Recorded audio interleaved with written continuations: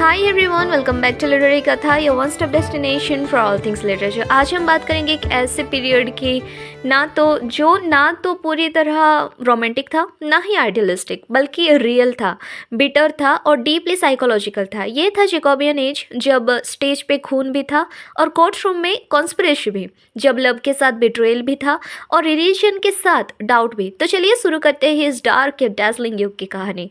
1603 में जब queen Elizabethan one ने अपनी आखिरी सांस ली, एक नया युग शुरू हुआ किंग जेम्स वन के रूल का। अब जेम्स स्कॉटलैंड का राजा रह चुके थे और जब उन्होंने इंग्लैंड का ताज पहना तो दोनों किंगडम्स एक पॉलिटिकल यूनिटी में आ गए। इसलिए कहते हैं यूनियन ऑफ द क्राउन्स। इस युग में जैकोबियन एज में यूनियन ऑफ द क्राउन्स एक मेन इवेंट है और इस नए राजा के साथ ही लिटरेचर का भी रंग बदल गया। एलिजाबेथन ऑप्टिमिज्म इससे बस भर गया था, उनका चंट भर गया और जो जैकोबियन रियलिज्म उभर के सामने आया। इस युग का ड्यूरेशन था 1603 टू 1625। लेकिन याद रखिए, लिटरेचर में ये युग काफ़ी कभी कभी 1625 के बाद तक भी स्ट्रेच किया जाता है, क्योंकि उसका कल्चरल असर आगे भी जाकर दिखता है। इस टाइम का सबसे बड़ा इवेंट था गन पाउडर प्लॉट ऑफ 1605, जिसमें कैथोलिक एक्सट्रीमिस्ट ने जेम्स वन को उड़ाने की साजिश की। और दोस्तों, इस बात ने पूरे इंग्लैंड में एक डर का माहौल क्रिएट कर दिया। इस प्लॉट के मास्टरमाइंड थे गाई फोकस। और आज भी यूके में 5 नवंबर को बॉनफायर नाइट मनाया जाता है, जो कि इन्फ्लुएंस हुआ था यही गन पाउडर प्लॉट के थ्रू। रिलीजियस टेंशन्स हाई थी, कैथलिक वर्सेस प्रोटेस्टेंट कॉन्फ्लिक्ट, विच हंटिंग और पॉलिटिकल स्पाइंग, सब कुछ था इस युग में। ऐसी दुनिया में ड्रामा और पोइट्री का डार्क और कॉम्प्लेक्स हो जाना तो बिल्कुल नेचुरल ही था। एलिजाबेथन ड्रामा जहाँ हीरोइक और पोइटिक था, जैकोबियन ड्रामा बन गया साइकोलॉजिकल और वायलेंट। इस टाइम में आई रिवेंज ट्रेजेडी, जहाँ ब्लड सेड, गोस्ट या फिर मैडनेस और ड्रामेटिक सॉलिक्यूल्स कॉमन बन गए थे। इंस्पिरेशन रोमन प्लेराइट्स जैसे सेनेका और राइटर्स थॉमस कीड हो गए, जिसका the Spanish tragedy Jacobean tone set करता है। शेक्सपियन सोनेट ड्रामा से, जिसका था हैमलेट, शेक्सपियर का हैमलेट एक आइकॉनिक रिवेंज ट्रेजेडी बन गया। ऑडियंस अब चाह रही थी इमोशनल थ्रिल, मॉरल कॉन्फ्लिक्ट और एक डार्क मिरर सोसाइटी के लिए, और प्ले राइट्स ने उन्हें दिया, वो भी पोइटिक ब्रिलियंस के साथ। विलियम शेक्सपियर का थोड़ा फॉर्म ये होता है रोमांटिक टू रियलिस्टिक में चेंज हो जाता है। शेक्सपियर ने एलिजाबेथन एज में अपना करियर शुरू किया, लेकिन उनके सबसे सीरियस और thought provoking plays Jacobean age में आए। हैमलेट टू बी और नॉट टू बी का एग्जिस्टेंशियल क्राइसिस है, ये लाइन मोस्ट फेमस है, याद रखना। मैकबेथ एम्बिशियस और गिल्ट का साइकोलॉजिकल हॉरर है। फिर आता है किंग लियर, एक tragic tale of pride and betrayal और मैडनेस का भी। ओथेलियो रेस, जेलसी, मैनिपुलेशन का टेरिफाइंग ब्लेंड है ओथेलो। शेक्सपियर ने जैकोबियन युग में इंसान के अंदर के मॉन्स्टर को दिखाया। उनका ड्रामा अब सिर्फ किंग्स और लवर्स के बारे में नहीं था, अब वो कॉन्सियस थे, इंसैनिटी और आइडेंटिटी क्राइसिस जैसे टॉपिक्स एक्सप्लोर करते थे। अब आए उनके दोस्त और राइवल बेन जॉनसन पे। जॉनसन ने एक नया स्टाइल दिया, कॉमेडी ऑफ ह्यूमर्स, जिसमें कैरेक्टर्स का एक मूड या हैबिट ही उसकी पूरी पर्सनालिटी और एक्शंस को कंट्रोल करता था। उनके मेजर प्लेस वॉलपॉन ग्रेड का कैरेक्टर को एक्सपोज करता है। द एल्केमिस्ट में लोगों की गुलेबिटी पे शार्प सटायर है। Every man in his humour society का एक हिलारियस मिरर है। बेन जॉनसन ने लैंग्वेज को पॉलिश्ड और इंटेलेक्चुअल बनाया। उनका ड्रामा थोड़ा एकेडमिक था, लेकिन ब्रिलियंट इन ऑब्जर्वेशन। अभी जैकोबियन युग में एक और लिटरेरी रिवॉल्यूशन हुआ, मेटाफिजिकल पोइट्री का। यह बहुत ही ज़्यादा इंपॉर्टेंट है। लीड किए थे जॉन डॉन ने, जिसका स्टाइल एकदम नया था, पोइटिक लॉजिक, मेटाफोर का एक्सप्लोशन। थीम्स क्या थे? God, love, death, time, faith, और लैंग्वेज बहुत ज़्यादा इंटेलेक्चुअल था, सिंबलिक था और इंटेंस था। उनकी लाइन सिंपल नहीं, लेकिन सोल टचिंग होती थी। Death be not proud, no man is an island, the canonization, जहाँ लवर्स सेंट बन जाते थे। तो मेटाफिजिकल पोइट ने लव को बॉडी से हटाकर माइंड और सोल तक पहुंचाया था। अभी जेकोबियन प्रोज भी रिमार्केबल था और इसका क्रेडिट जाता है फ्रांसिस बेकन, एसेस जिसमें शॉर्ट सेंटेंस में लिखे लाइफ का विजडम दिया गया। उनका प्रोज क्लियर, शार्प और अफोरिस्टिक था और of students, of truth, of revenge, timeless pieces है उनके। किंग जेम्स बाइबल 1611 में जो आया, ये सिर्फ एक रिलीजियस टेक्स्ट नहीं, ये सिर्फ एक हॉली बुक नहीं, एक लिटरेरी मास्टरपीस भी है। इसकी इंग्लिश ने पोइटिक स्टाइल, रिदम और सिंपलिसिटी का कॉम्बो दिया। आज भी लोग इसके वर्सेस कोट्स करते हैं, कॉन्शियसली या अनकॉन्शियसली। जेकोबियन ड्रामा में फीमेल एक्टर्स भी अभी लीड होते गए। अब वो सिर्फ रोमांटिक इंटरेस्ट नहीं रही। The duchess of Malfi bye John Webster, एक स्ट्रॉन्ग वुमेन जो पेट्रियार्की से टकराती है। और शेक्सपियर के वर्क्स में भी वुमेन कॉम्प्लेक्स बन गई, जैसे लेडी मैकबेथ और डेस्डेमोना, कॉर्डेलिया। इसमें अभी हम वुमेन की रोल भी थोड़ा हाई पावर में देखते हैं। ये हिंट्स थे कि सोसाइटी में नए क्वेश्चंस उठ रहे थे about gender, power and even about morality. Jacobean age ने लिटरेचर को ये सिखाया, darkness can be poetic, tragedy भी एक कला हो सकती है। कैरेक्टर्स कैन बी फ्लॉड और उन फ्लॉड में भी ब्यूटी होती है। ये उन्होंने सिखाया। अभी कुछ मिस्टेक्स हैं हमारे कैरेक्टर में, तो भी वो एक काइंड का ब्यूटी होता है, ये सिखाया जेकोबियन एज ने। पॉलिटिक्स, साइकोलॉजी और फिलोसफी सब कुछ स्टेज और पोइट्री में आता है। ये युग एल्जाबेथन रोमांस का द एंड था और रियलिज्म, कॉम्प्लेक्सिटी का स्टार्ट। और इस युग में प्रिपेयर किए ब्रिटिश लिटरेचर को उसके नेक्स्ट फेज के लिए Caroline age, civil war literature और इवेंचुअली रेस्टोरेशन कॉमेडी।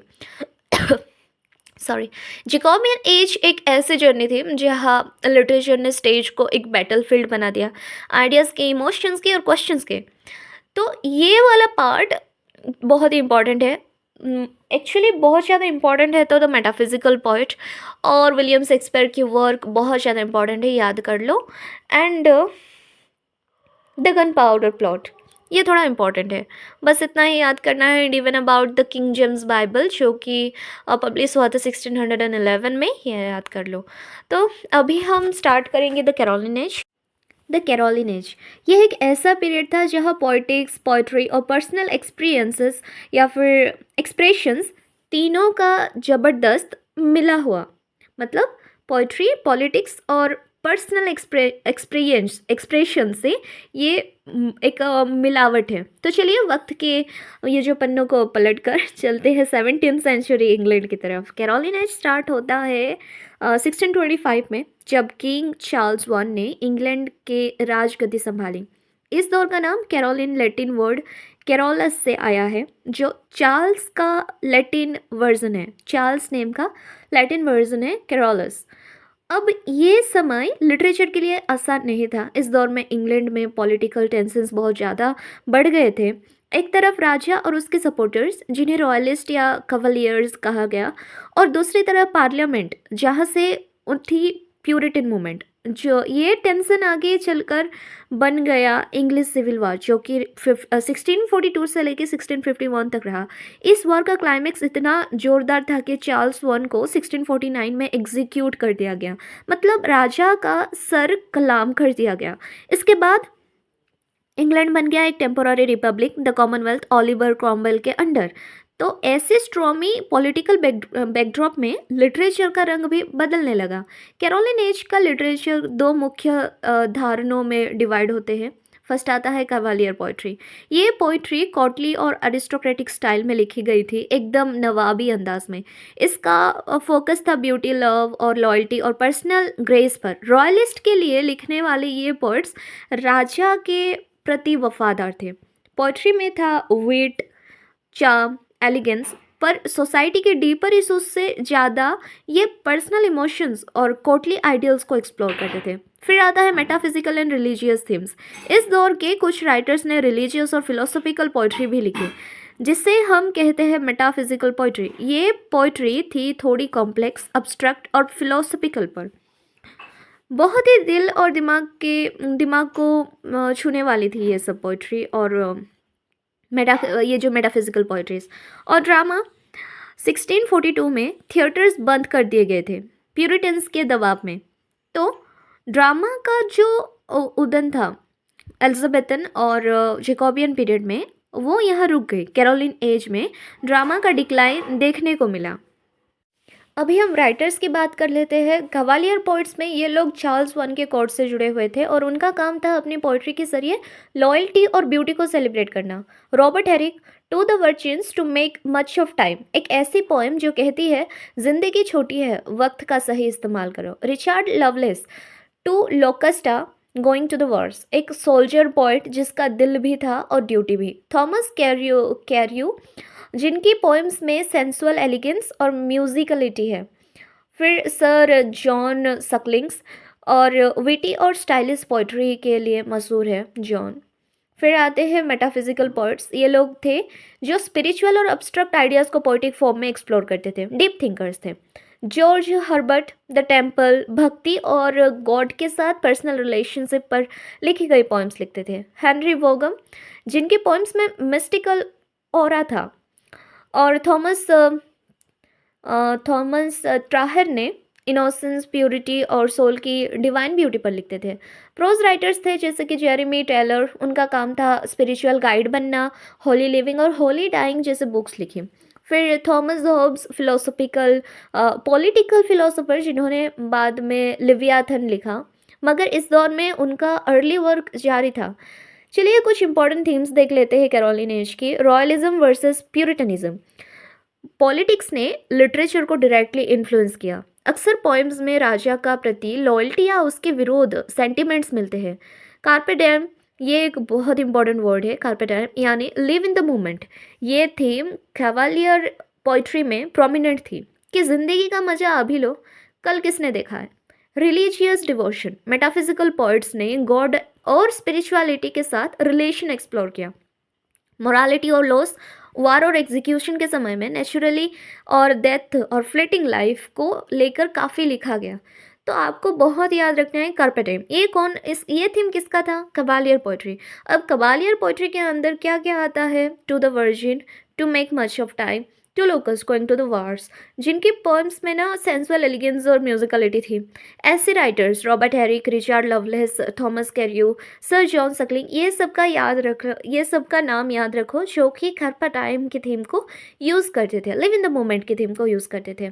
1649 में जब चार्ल्स वन को मार दिया गया, उसके साथ ही कैरोलिन एज का लिटरेरी चैप्टर भी बंद हो गया। इसके बाद आए इंटरगनम पीरियड या फिर कॉमनवेल्थ पीरियड, जो कि 1649 से 1660 तक, जहाँ मोनार्की ही नहीं थी इधर।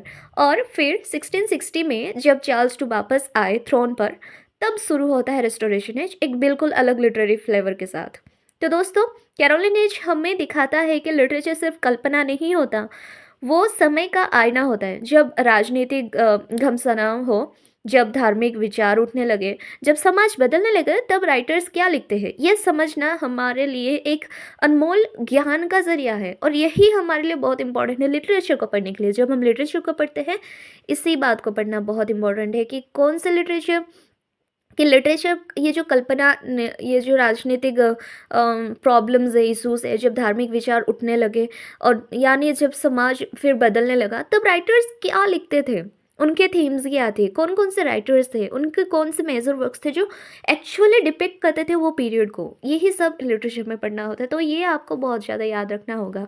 देन हम नेक्स्ट एपिसोड में हम कॉमनवेल्थ पीरियड को पढ़ेंगे और उसके साथ ही we will go to the enlightenment period. और एनलाइटन पीरियड के साथ द रेस्टोरेशन एज। इतना कॉमनवेल्थ पीरियड से ना रेस्टोरेशन एज को एक वीडियो बना दूंगी, क्योंकि दैट इज़ द एक सीक्वेंस होता है उधर। तो after actually when you learn about this commonwealth period, तो उसका स्टोरी थोड़ा इंटरेस्टिंग है and you have that is the main chapter, कैसे शिफ्ट होता है टू द रेस्टोरेशन।